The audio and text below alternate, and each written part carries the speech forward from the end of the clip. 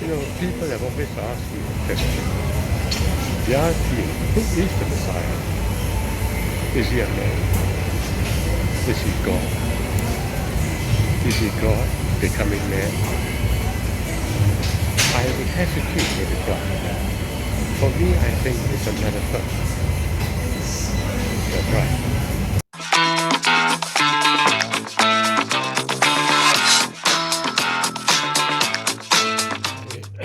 I've attached a clip from YouTube, which I find is rather extraordinary. The author of this video relates two verses together.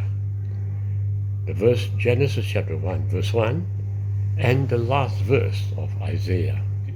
And he related them through what is known as gematria. Most of you won't know what gematria means, but gematria is actually a way of converting alphabets, Hebrew alphabets, into numbers. So what he did was to convert these Hebrew alphabets to numbers. And what he discovered was awesome. And I too found it rather awesome. I'm going to share this with you. The first verse of the Bible. In the beginning, God created the heavens and the earth. In Hebrew, Bereshit bara Elohim et hashamayim ve'et haaretz. A simple calculation gives us a value for each word. The value of these two words is 999. The value of these three words is 999. The value of these three words is 888. And the value of these three words is 777. That's remarkable. 777, 888, and 999 twice. That could not have occurred by chance. That is supernatural. This same code is found in the last chapter of the book of Isaiah. It's a prophecy of the reformation of the state of Israel. Before she travailed, she brought forth.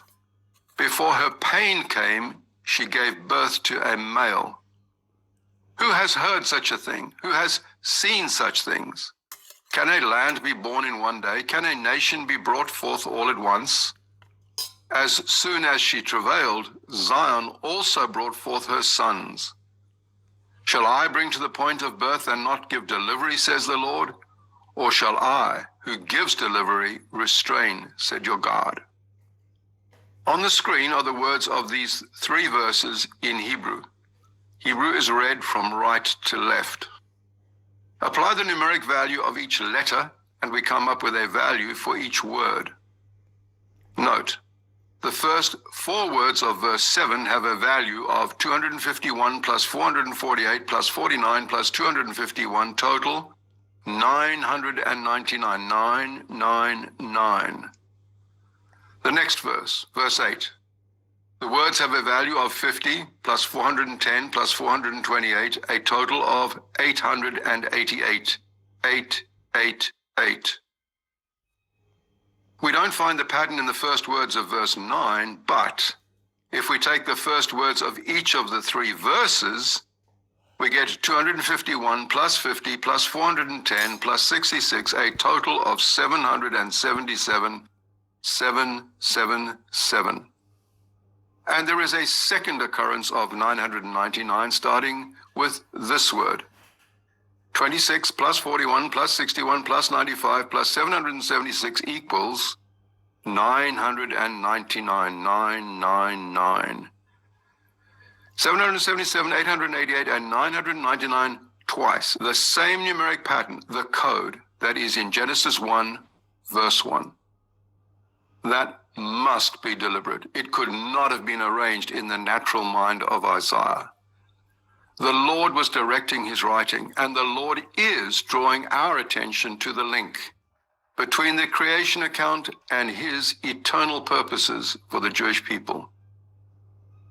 Think about the prophecy. Verse 7 says, before her labor pains, before the agony of the rebirth of the state of Israel, birthed in war, by the way.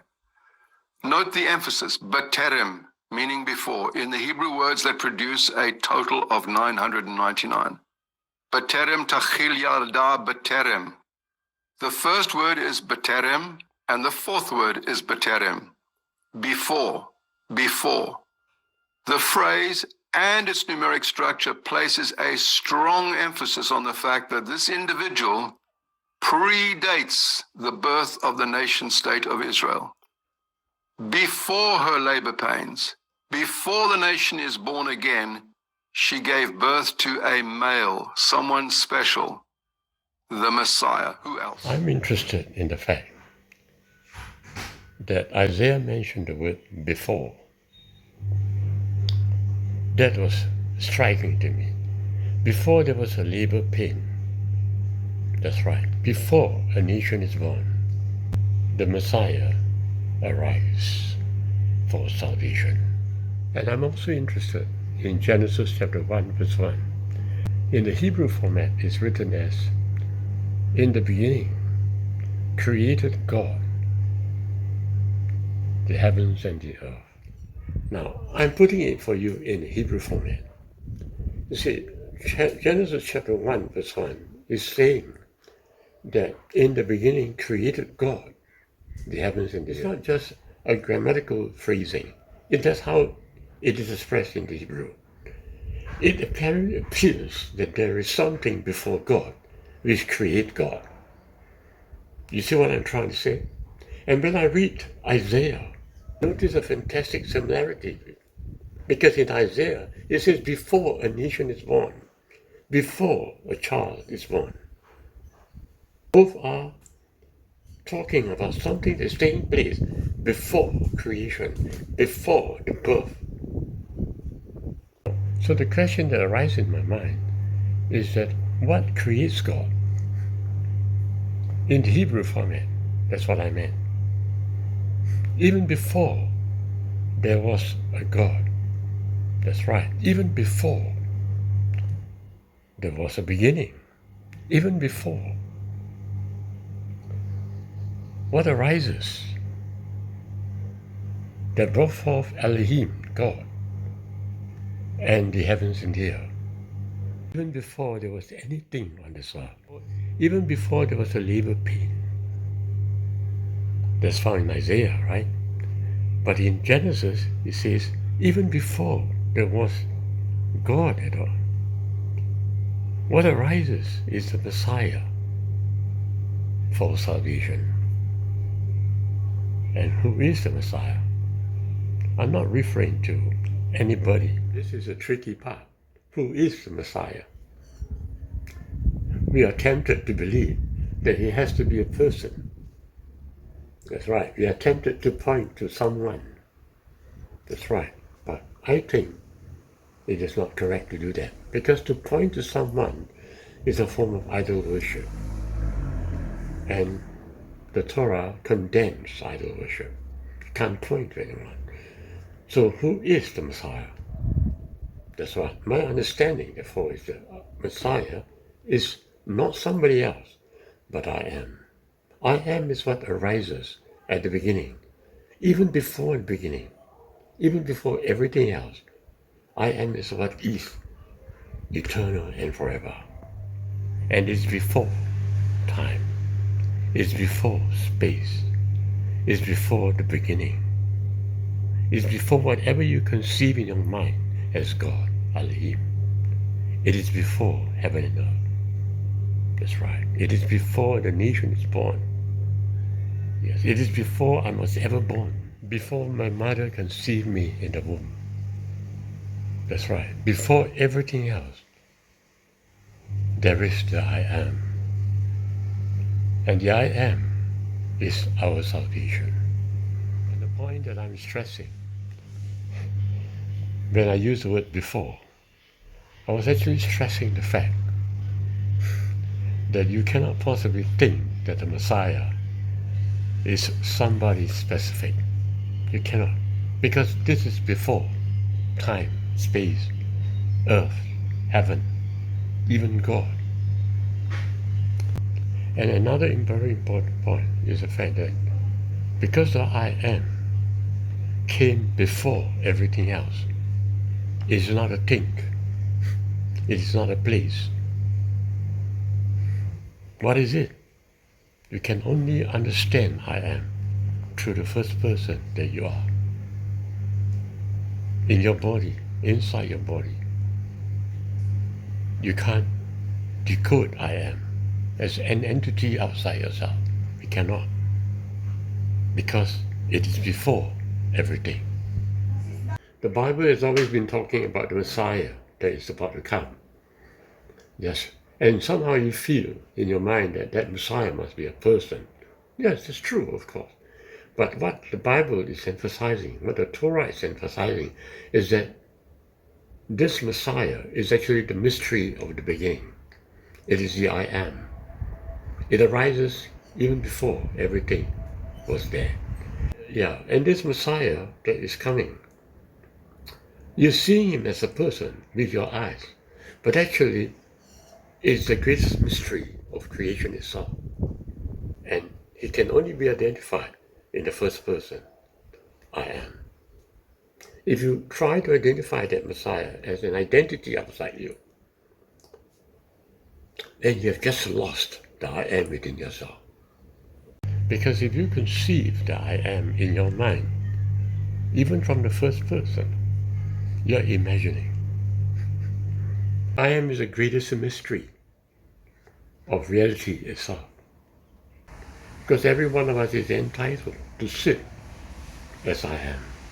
But our awareness must be present so that we can realize ourselves as I am. But that awareness cannot just be a mental idea.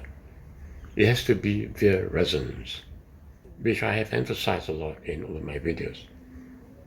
If you don't know what is resonance, just subscribe to the video. Just follow all my videos. Along the way, you will have an idea what resonance is all about. You need to resonate with your other self. That's right. You must match the frequency of your other person. And together, two of yourself return to one, to nothingness. And there I am. I have used the word nothingness, but that is an incorrect description. That's why I emphasize the word before everything else. That should be a better term. Torah was very precise on that.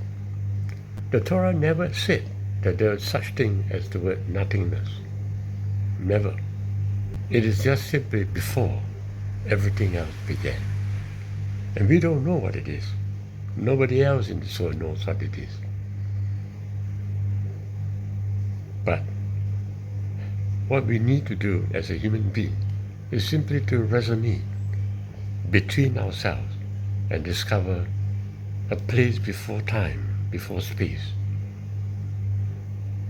A nullification of self, you may call it, and discover I am. And this was the reason why in my previous videos I mentioned that death is kind of equivalent to I am. I was trying to emphasize a state of existence where you're not there, but yet you are there. It's an unbelievable place where everything is born from, but where it is, we don't really know. I've just used a term, we don't really know. We don't really know because we cannot use our mind to think about it. But we can be I am. That's the difference.